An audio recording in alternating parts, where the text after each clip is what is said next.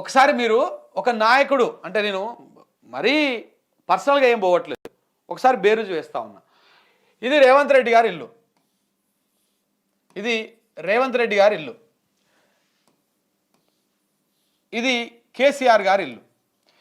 ఇదేమో నందినగర్లో ఉంది, ఇదేమో జూబ్లీ హిల్స్లో ఉంది, పెద్దమ్మ గుడి వెనుక. మీరు ఒక్కసారి ఇది వెళ్ళి చూడండి, అలాగనే ఇది వెళ్ళి చూడండి. ఒకసారి కేసీఆర్ ఇల్లు వెళ్ళి చూడండి. కేసీఆర్ ఇల్లు ఎట్లుంటుంది అంటే ఈ చిన్న గల్లీ ఉంటుంది, నాకు తెలిసి అది 18 ఫీట్ల రోడ్డో మరి 20 ఫీట్ల రోడ్డో, చిన్న రోడ్డు ఉంటుంది. ఆ రోడ్లో కారు పెట్టాడనుకో ఇంకో కారు పెట్టనీకి రాదు. ఎందుకంటే ఆడికి మన మీడియా మిత్రులు కూడా చాలాసార్లు పోయి ఉంటారు. ఏదైనా కేటీఆర్ ఏదైనా టక్కున ప్రెస్ మీట్ పెట్టి ఏదైనా చేయాలనుకుంటే నందినగర్ ఇంటికా నుంచే చేస్తూ ఉంటాడు ఆయన కార్యక్రమాలు కూడా, లేకపోతే తెలంగాణ భవన్ నుంచి. ఇది చాలా ఇరుకు రోడ్డు, చాలా సన్న గల్లీ లోపల ఒక ఇల్లు ఉంటుంది, అది కేసీఆర్ ఇల్లు. మీరు అదే రేవంత్ రెడ్డి ఇంటికాడికి పోయి చూడండి ఒకసారి, ఎంత విశాలంగా రోడ్డు ఉంటుంది, ఎంత ఒక ప్యాలెస్ లెక్క ఉంటుంది, రాజా లెక్క ఉంటుంది అన్నమాట. ఒక రాజా లెక్క, చాలా ముందర పెద్ద గార్డెను, ఆడుకోవడానికి పెద్ద రోడ్డు, రెండు దారులు ఉంటాయి ఆడుకోవడానికి. ఆ 2 దారులల్లో పోలీసు వాళ్ళు ఎట్ ఏ టైంలో ఒక 3 వెహికల్స్ పోయేటట్టుగా ఇంత పెద్ద విశాలమైన రోడ్డు, ఇంత కథ వ్యవహారం ఉంటుంది. కేసీఆర్కు ఒకవేళ ఇన్ కేసు ఇంత పెద్ద ఇల్లే హైదరాబాద్లో ఉంటే, ఈ నందినగర్ కాకుండా ఇంత పెద్ద ఇల్లే హైదరాబాద్లో ఉంటే ఆయన ఈయనే ఉంటుండే కావచ్చు. దట్టు కేసీఆర్కి వ్యవసాయం అంటే చాలా ఇష్టం, అందుకే ఆయన ఏం చేసిండు, వ్యవసాయం అంటే చాలా ఇష్టం. అందుకే వ్యవసాయం కోసము అప్పుడెప్పుడో ఆయన ఎమ్మెల్యేగా ఉన్నప్పుడు ఒక 60 ఎకరాలు ఏమో కొనుక్కున్నాడంట. 60 ఎకరాలు కొనుక్కొని మళ్ళీ సీఎం అయిన తర్వాత మెల్లగా కొంచెం ఇంకా చుట్టుపక్కల ఇంకో 20 ఎకరాలు ఏమో కొనుక్కొని మొత్తం కలిపి ఒక అది వేసుకొని, అది ఒక 10 ఏళ్ల క్రితం దాకా కూడా దాంట్లో చిన్న షెడ్డు ఇవే ఉండేనంట. నిన్న ఆ ఇంటర్వ్యూలో చాలా చెప్తున్నాడు ఆయన, మనకు తెలియని విషయాలని. ఎప్పుడు ఆ ఇల్లు కూడా ఒక చిన్నపాటి ఇల్లు కట్టుకొని ఆ మొత్తం ఆ వ్యవసాయ భూమిలోనే అక్కడనే ఉంటున్నాడు ఆయన, ఆ ప్రకృతి లోపల.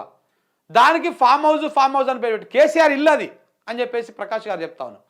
నిజంగా కూడా కేసీఆర్ ఇల్లే అది. ఎందుకంటే ఒక నందినగర్లో ఒక చిన్న ఇల్లు ఇది, ఆడికి పోయిననుకో కనీసం వాళ్ళ సిబ్బందికి కూడా సరిపోదు అది. ఆయనకున్న ఆ 3 గదులల్లో సిబ్బందికి కూడా సరిపోదు అది.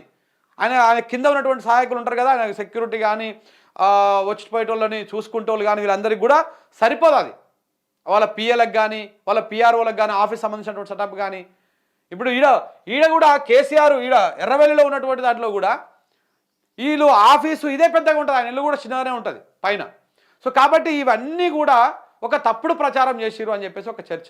సో కాబట్టి ఇక్కడ నందినగర్లో ఉన్నటువంటి ఇల్లు చిన్నగా ఉంది కాబట్టి, ఆయన హైదరాబాద్లో ఇంకేడ ఇల్లు కొనుక్కోలేదు కాబట్టి, ఇల్లు లేదు కాబట్టి పోయి ఆయన వ్యవసాయ భూమిలో ఉంటున్నాడు అనేది ఒక చర్చ. ఇక రేవంత్ రెడ్డి ఏమో పెద్ద ఇల్లు, ఆయన ఎమ్మెల్యేగా ఉన్నప్పుడే, మంత్రిగా కాలే ఎమ్మెల్యేగా ఉన్నప్పుడే పెద్ద బంగ్లా కట్టుకున్నాడు, ఆ ప్యాలెస్లోనే ఉంటున్నాడు. ఇప్పుడు మరి ఒకవేళ కేసీఆర్ చేసింది ఫామ్ హౌస్ పాలన, కేసీఆర్ ఉండేది పెద్ద గడిలల్లో ఉంటున్నాడు అంటే మరి రేవంత్ రెడ్డి చేసేది ఏంటిది? రేవంత్ రెడ్డి కూడా ఇంట్లో నుంచే పరిపాలిస్తున్నాడు. ఒకవేళ నిజంగా రేవంత్ రెడ్డికి ప్రజాస్వామ్యం మీద నమ్మకం ఉండి దాని మీద ఉంటే ఆయన ప్రగతి భవన్కి, ఇప్పుడు ప్రజాభవన్కి పోయి ఉండాలి ఎవరు, రేవంత్ రెడ్డి గారు. కానీ ఉంటలేడు అది. ఎందుకంటే అది పబ్లిక్ సొమ్ముతో కట్టింది.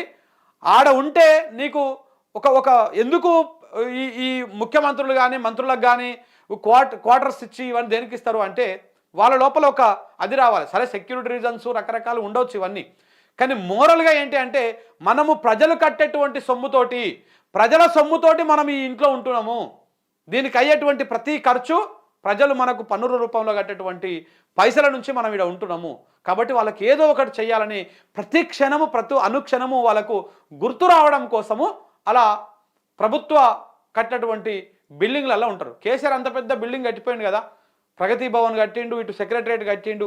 ఏమన్నా ఆయన రాసుకొని పోయినా ఆయన పేరు మీద ఏమైనా రాసుకున్నాడు, అది ప్రజల సొమ్ముతో కట్టారు, ప్రజలకే ఉండిపోయింది, తెలంగాణ ఆస్తులుగా ఇలా ఉండిపోయినాయి అట్లా.